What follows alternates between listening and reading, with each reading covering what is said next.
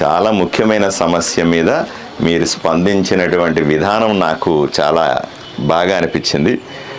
ఇది తప్పనిసరిగా ఇదంటే మామూలుగా రాజకీయాల్లో ఉన్నవాళ్ళు పెద్ద పెద్దవాళ్ళు రాజకీయంగా అనుభవిస్తున్న వాళ్ళు లేవనెత్తాల్సిన విషయాన్ని మిమ్మల్ని చూసి ఈ ఊర్లో ఉన్నటువంటి పెద్దవాళ్ళంతా నేర్చుకోవాలి. చిన్న బిడ్డలు వచ్చి ఇంత కీలకమైన అంశాన్ని మాట్లాడుతూ ఉన్నారు, ఎమ్మెల్యే దగ్గర కూర్చొని రోడ్డు మీద మాట్లాడుతూ ఉన్నారు. మరి మీరెందుకు స్పందించట్లేదు అని వాళ్ళు నేర్చుకోవాల్సిన అవసరం ఉంది. మిమ్మల్ని అందరినీ కూడా నేను ప్రత్యేకంగా అభినందిస్తున్నా. లీడర్లు ఎవరైతే ఉన్నారో వీళ్ళని కూడా అభినందిస్తూ ఉన్నా. పలు అంశాల గురించి నేను అసెంబ్లీలో మాట్లాడినాను. మీకున్న భయం ఏంటంటే మీరు మెడికల్ కాలేజీ గురించి మాట్లాడలేదు. మెడికల్ కాలేజీ గురించి ప్రశ్న ఇచ్చినా ఆ ప్రశ్న సమయానికి అసెంబ్లీకి చేరలేదు. అంటే మన ఎవరంటే వాళ్ళు లేచి టపటప ఏమంటే మాట్లాడలేం. సార్ మీరు మాట్లాడలేదు అంటే మాట్లాడడం కాదు, అక్కడ ముందుగా స్పీకర్ గారికి మనం ఏం మాట్లాడుతున్నామో చెప్పాలి, ముందుగా ఉత్తరం రూపంలో ఇవ్వాలి, అది లాటరీలో రావాలి, వాళ్ళ అనుమతి పొందాలి, తర్వాతనే మనం మాట్లాడాలి. అట్లా ఎవరి బట్టికి మనం అరుచుకుంటా పోయినాం అనుకోండి అసెంబ్లీలో, అది కూరగాయల మార్కెట్ అవుతుంది, అసెంబ్లీ ఎందుకు అవుద్ది కదా. సో ప్రశ్న ఇచ్చినాను, అది మన దురదృష్టవశాత్తు రాలేదు.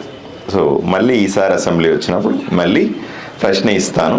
అది వస్తే తప్పనిసరిగా మన బాధ, మనందరి బాధను అక్కడ చెప్పుకునే అవకాశం వస్తుంది. అంతేగాని నేను మాట్లాడడానికి ప్రయత్నం జరగలేదనేది మాత్రం అబద్ధం. మీ అందరికీ కూడా అర్థం కావాలి.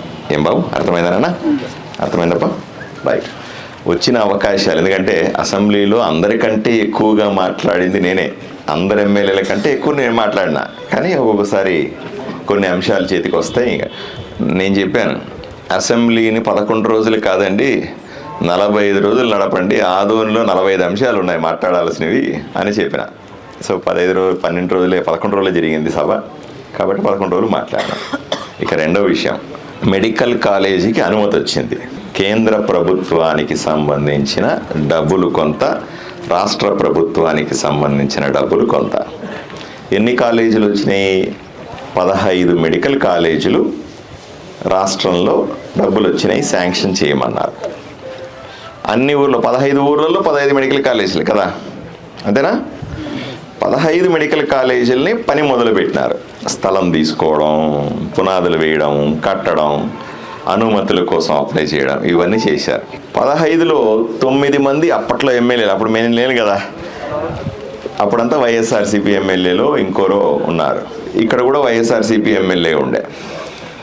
వీళ్ళు ముందుగా జాగ్రత్త పడి టకటగా వచ్చిన డబ్బుల్ని ఖర్చు పెట్టి తొందరగా కట్టేస్తే అయిపోయారు.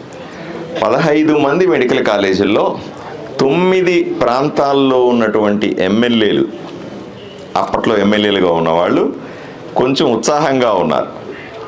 మీలాంటి వాళ్ళందరూ కొంచెం ఉత్సాహంగా ఉన్నవాళ్ళు.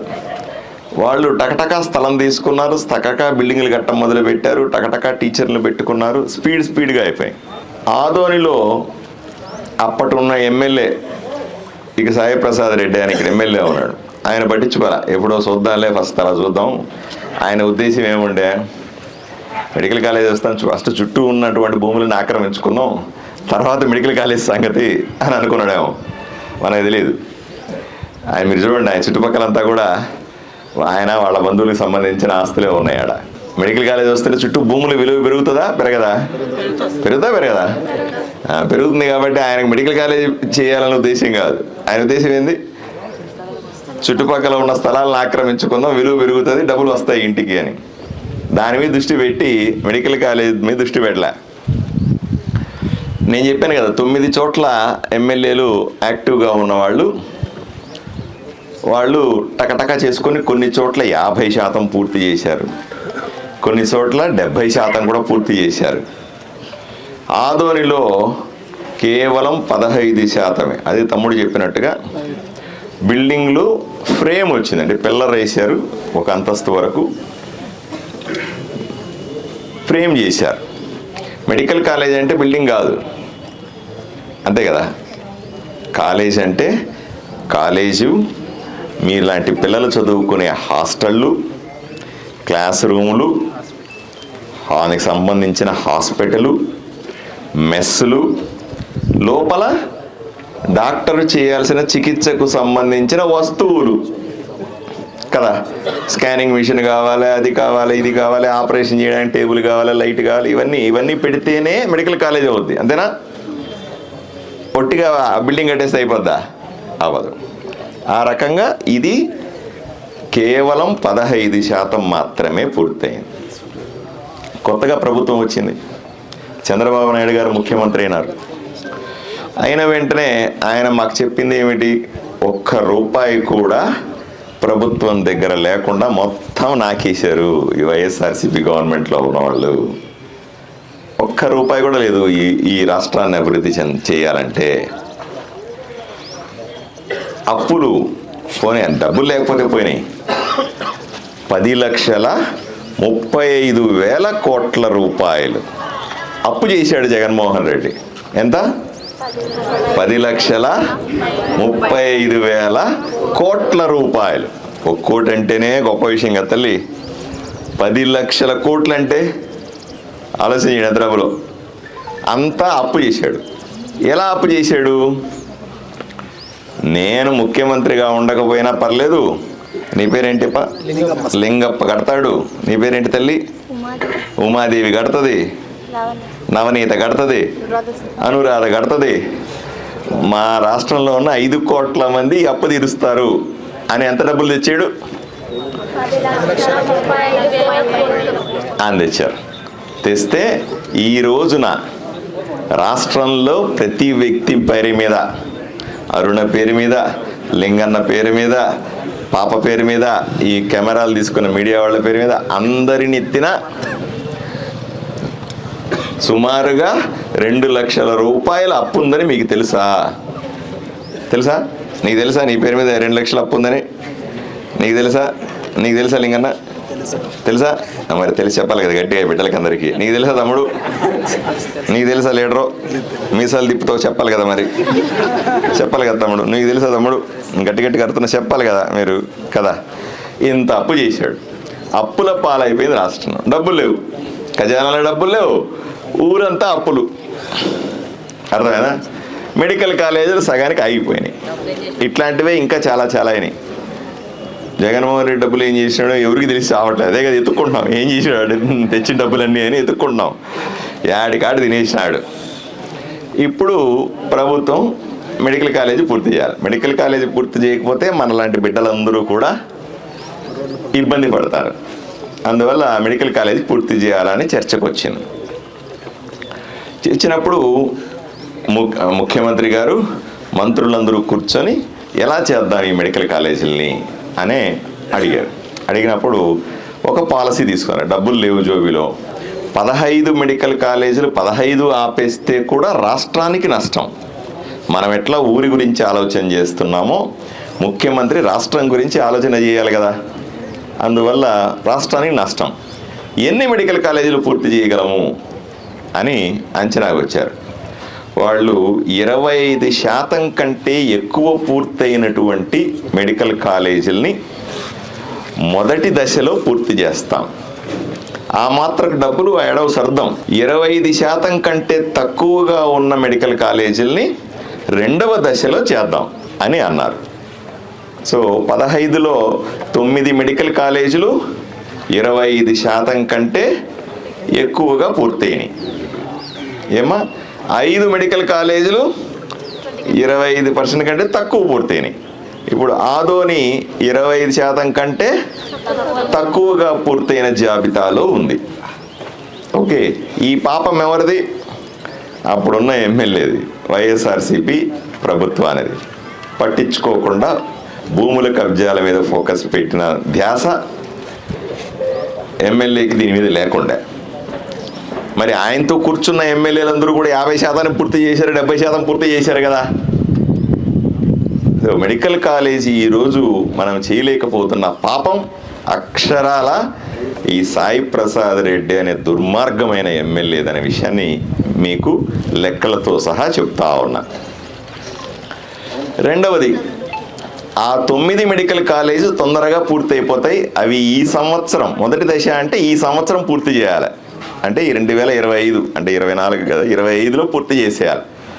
9 కాలేజీలు అయిన తర్వాత మిగతా కొంత డబ్బులు వస్తాయి కదా ఆడాడ సర్దుకుంటే. అప్పుడు రెండవ దశలో మిగిలిన 5 మెడికల్ కాలేజీలు, కొత్తగా వచ్చే ఇంకేదైనా మెడికల్ కాలేజీలని ఆదోనితో సహా పూర్తి చేయాలనే కోరిక. అందువల్ల కొంత టైం పడుతుంది. ఇంతలో తమ్ముడు అన్నాడు, మేము అసలు ప్రభుత్వ దాంట్లోనే చెయ్యాలా, ఇంకొక పీపీపీ మార్గాల్ని మేము ఒప్పుకోము అనే వాదన ఒకటి ఉంది. సాధారణంగా కమ్యూనిస్టుల ఆలోచన విధానం అలా ఉంటుంది. సాధారణంగా మనం విత్ డ్యూ రెస్పెక్ట్ వాళ్ళని నేనేమి చించవలసిన, వాళ్ళ విధానం వాళ్ళది, ఇంకొకరి విధానం ఇంకొకరిది. కమ్యూనిస్టులు ఏంటి, ఎట్టి పరిస్థితులు అన్నీ ప్రభుత్వం దృష్టిలోనే జరగాల, ప్రభుత్వమే పెట్టాలా, ప్రభుత్వమే చేయాలి. పీపీపీ మోడల్ అంటే ఒకటి చెప్తాను చూడండి. హలో ఇప్పుడు మనము రోడ్లో వెళ్తుంటాం, హైవేలో మనం పోతూ ఉంటాం కదా, టోల్ గేట్ వస్తుంది. టోల్ గేట్ ఎందుకు వస్తుంది? డబ్బులు కట్టండి అంటాడు. డబ్బులు కట్టాలా లేదా? కడతాం కదా. ఏమిటది?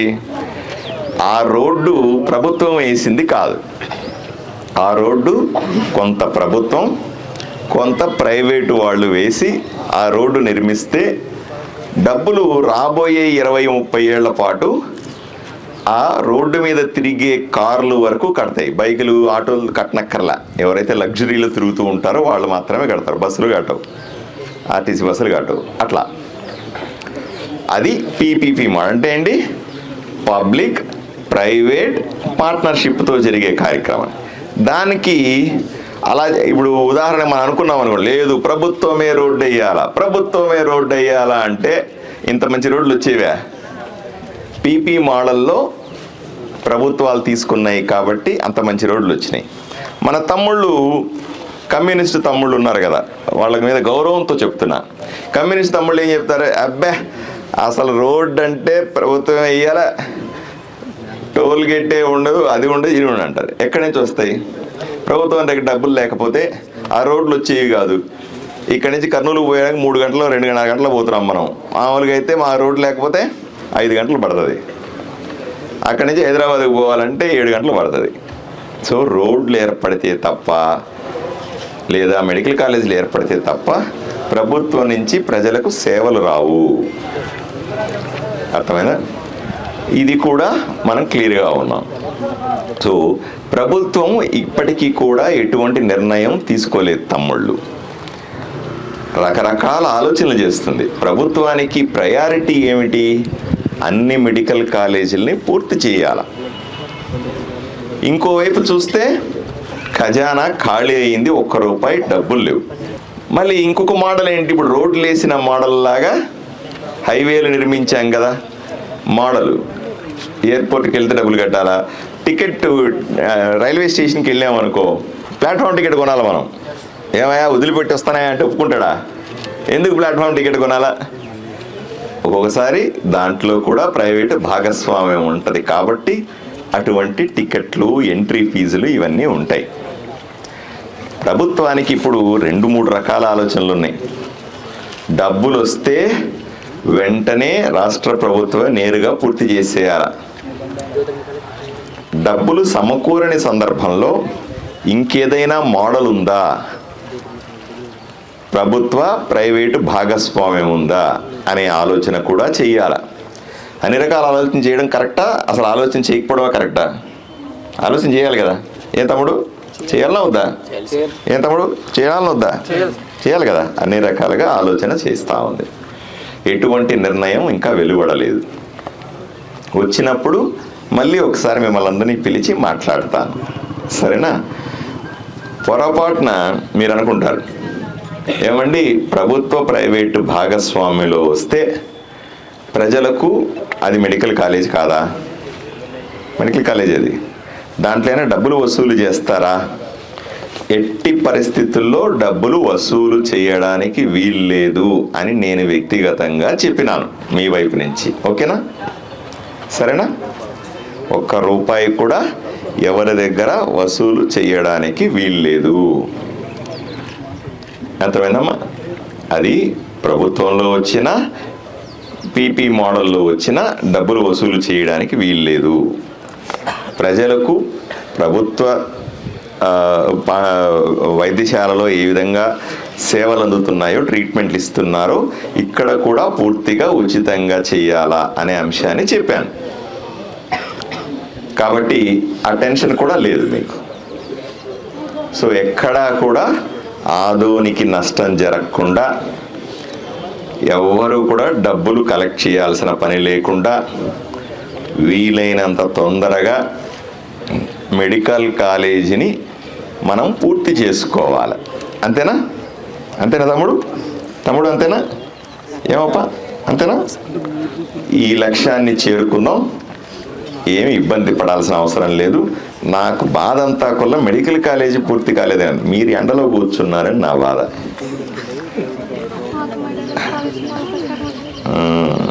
నాకు వద్దా మెడికల్ కాలేజ్ ఒక్కదని? ఊర్లో 2,50,000 మంది ఉన్నారు, అందరికీ మెడికల్ కాలేజ్ కావాలి. అది మన హక్కు. సరేనా? దాన్ని సాధించుకుంటా నేనున్నాను. టెన్షన్ పడకండి, ధైర్యంగా ఉండండి. మీకంటే ఎక్కువగా పోట్లాడేవాడిని నేను, మీకంటే గట్టిగా పోట్లాడేవాడిని నేను, మీకంటే బాగా చెప్పగలిగిన వాడిని నేను. మంత్రిని, ముఖ్యమంత్రుల్ని నేను కన్విన్స్ చేసుకోగలిగిన కెపాసిటీ ఉన్నవాడిని నేను. కాబట్టి ధైర్యంగా ఉండాల్సిందిగా మీకు అందరికీ కూడా విజ్ఞప్తి చేస్తున్నాను. ఏం తమ్ముడు, ఇంకేదైనా అనుమానాలు ఉంటే కూడా చెప్పండి, నేను నివృత్తి చేస్తాను. ఎట్టి పరిస్థితుల్లో కూడా మన ఫస్ట్ ప్రయారిటీ ప్రభుత్వ ఆధీనంలోనే మెడికల్ కాలేజీని పూర్తి చేయడం మొదటి ఆప్షన్ మనకి. రైట్? ఆ ఆప్షన్ గురించే గట్టిగా మాట్లాడదాం. అది కాని సందర్భంలో రెండవ ఆప్షన్ పీపీ మోడల్.